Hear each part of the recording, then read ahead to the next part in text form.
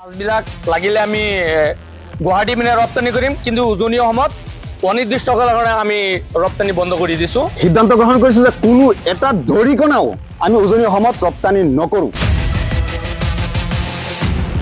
নগাঁও মাছ নেখালেও আমি অসমীয়া মানুহ, উজনি অসমৰ মানুহ আমি জীয়াই থাকিব পাৰিম। আৰু উজনি অসমৰ মানুহৰ স্বাভিমান আছে। উজনি অসমৰ মানুহে নিজেই উৎপাদন কৰি মাছ খোৱা সেই সাহসখন আমাৰ আছে। নগাঁৱৰ বিষাক্ত ইউৰিয়াযুক্ত মাছ শিৱসাগৰলৈ নপঠিয়ালেও আচলতে কোনো ধৰণৰ অসুবিধা নহয়। আমি যদি মৰ্যাদা সহকাৰে যদি জীয়াই থাকিবলৈ হয়, আমি কিমান দিনলৈ জীয়াই থাকিব পাৰিম, এই কথাটো কিন্তু আমাৰ নিজৰ ওপৰত নিৰ্ভৰ কৰিব। আৰু এই বিষয়টো কেৱল মাছৰ যুঁজ নহয়, এইটো কিন্তু আমাৰ এই যুঁজখন আমাৰ আচলতে নিজৰ, আমাৰ স্বাভিমানৰ যুঁজ। আমি কিমান দিনলৈ মৰ্যাদা সহকাৰে জীয়াই থাকিব পাৰিম। ইয়াত দালাল ৰূপীসকলে এবাৰ ক'ব তেওঁলোকে যে আমি মাছ উজনি অসমলৈ নপঠিয়াওঁ, এবাৰ অৱশেষত ভৰিত ধৰি প্ৰাৰ্থনা জনাব যে আমি মাছ পঠিয়াম, আমাৰ ভুল হ'ল, তহঁতৰ মাছ আমাক নালাগে, এই বৰবী মাছ আমি নাখাওঁ তহঁতৰ। আৰু তহঁতৰ ওপৰত আমি মুখ্যমন্ত্ৰী ডাঙৰীয়াক এটা আহ্বান জনাইছোঁ যে ইয়াৰ ওপৰত এটা উচ্চ তদন্ত দিয়ক।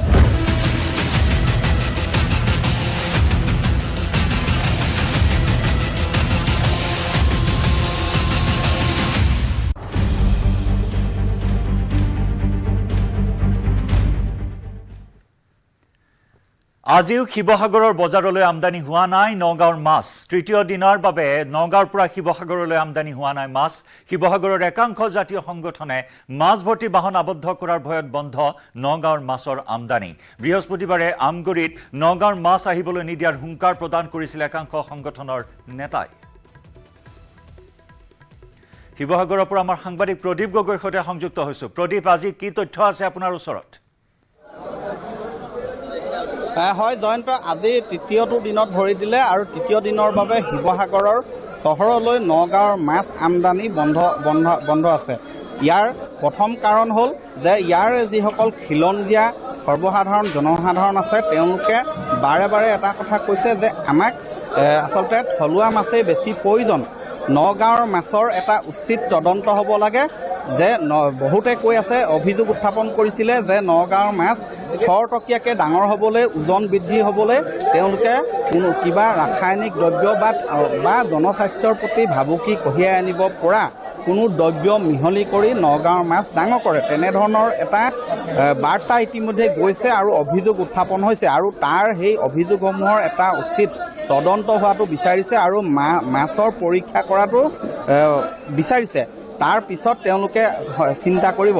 দ্বিতীয় কথাটো হ'ল, কালি শিৱসাগৰ জিলাৰ আমগুৰিত একাংশ জাতীয় সংগঠনে বাধা আৰোপ কৰিব বুলি তেওঁলোকে কৈছিলে মন্তব্যত, যাৰ পৰিপ্ৰেক্ষিতত তেওঁলোকে ভয় খাইছে এই একাংশ ব্যৱসায়ীয়ে, যাৰ বাবে ইয়ালৈ মাছ আমদানি কৰা নাই। মূল কাৰণ সেই দুটা। কিন্তু শিৱসাগৰত যিসকলে ভাষ্য দিছিলে জাতীয় সংগঠনৰ বিষয়ভাৱে, তেওঁলোকে কৈছে আমি কোনো ধৰণৰ অৰ্থনৈতিক অৱৰোধ কৰা নাছিলোঁ, তেওঁলোকে মাছ আনিলেও আনিব পাৰে, নানিলেও নাই, গতিকে সেইটো তেওঁলোকৰ কথা, তেনেধৰণে কৈছিলে।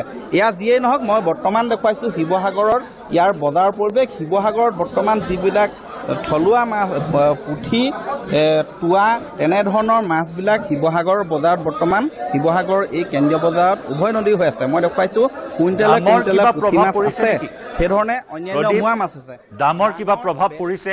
নগাঁৱৰ মাছ যোগান ধৰা হোৱা নাই বা প্ৰেৰণ কৰা হোৱা নাই আজি তৃতীয় দিনতো, গতিকে দামৰ কিবা প্ৰভাৱ পৰিছে? কোনো অসাধু ব্যৱসায়ীয়ে ইয়াৰ কিবা সুযোগ লৈছে? হয়, মই সেই কথাটোকে এতিয়া জানিবলৈ মই খুব ব্যৱসায়ীসকলৰ ওচৰলৈ আহিম।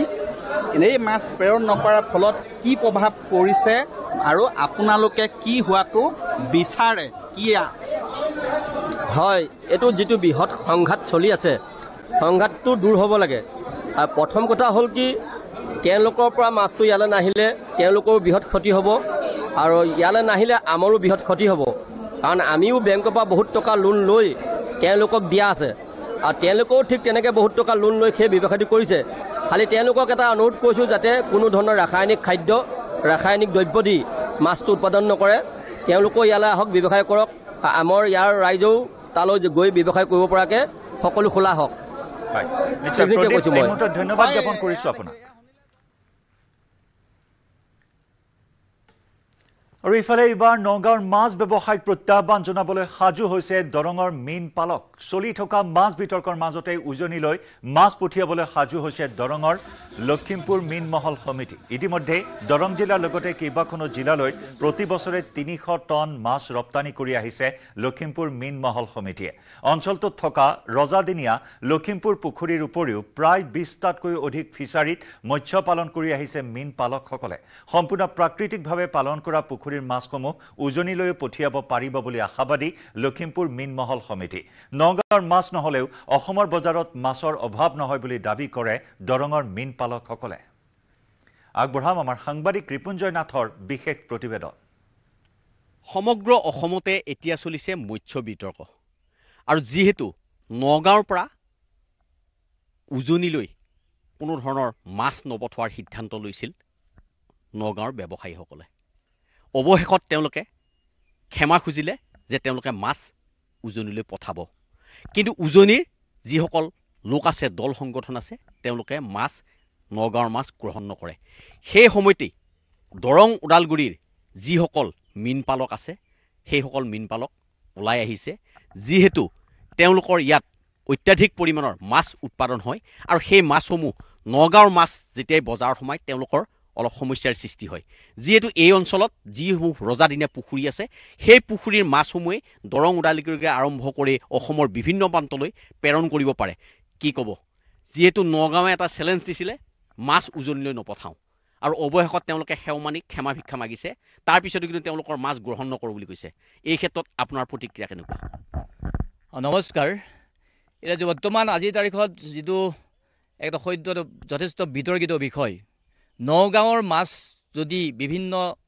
জিলাত নপঠায় তেতিয়াহ'লে সেই জিলাখনে মাছ খাব নাপায় এই কথাটো এটা লজ্জাজনক কথা কোনো এখন পাৰ্টিকুলাৰ ডিষ্ট্ৰিক্টে সমগ্ৰ অসমত মাছৰ চাহিদা পূৰণ কৰিব নোৱাৰে এই কথা আমি প্ৰত্যাহ্বান দিছোঁ নগাঁৱৰে সম্পূৰ্ণ অসমলৈকে মাছ পঠাৰ যিটো চাহিদা পূৰণ কৰাৰ কথা কৈছে এইটো ভিত্তিহীন কথা বিশেষকৈ আমি দৰং জিলাত অবৃহত্তৰ দৰং জিলাত ভিতৰত সমগ্ৰ দৰং জিলাৰ ভিতৰতেই এই লখিমপুৰ পুখুৰী কেন্দ্ৰ কৰি এই অঞ্চলত যথেষ্ট 15-20টা ৰাজহুৱা প্ৰায় 120 বিঘাৰ পৰা 60 বিঘালৈকে পৰিমাণৰ পুখুৰী আছে এই পুখুৰীৰ উৎপাদিত মাছ আমি অবৃহত্ত দৰং জিলাকে প্ৰতিদিনত যোগান ধৰি আছোঁ আৰু তাৰ উপৰিও আমাৰ এই অঞ্চলৰ পৰা প্ৰতিদিনে আমাৰ ব্যক্তিগত যিখিনি মীন পালক আছে তেওঁলোকৰ 2 বিঘা 1 বিঘাৰ যিবিলাক ফিছাৰী আছে সেইবিলাকৰ পৰা পাই মোটামুটি প্ৰতিদিনে 4 কুইণ্টেলৰ পৰা 3.5 কুইণ্টেলৰ মাছ দৈনিক মঙলদৈ বজাৰ বা ওদালগুৰি বজাৰলৈকে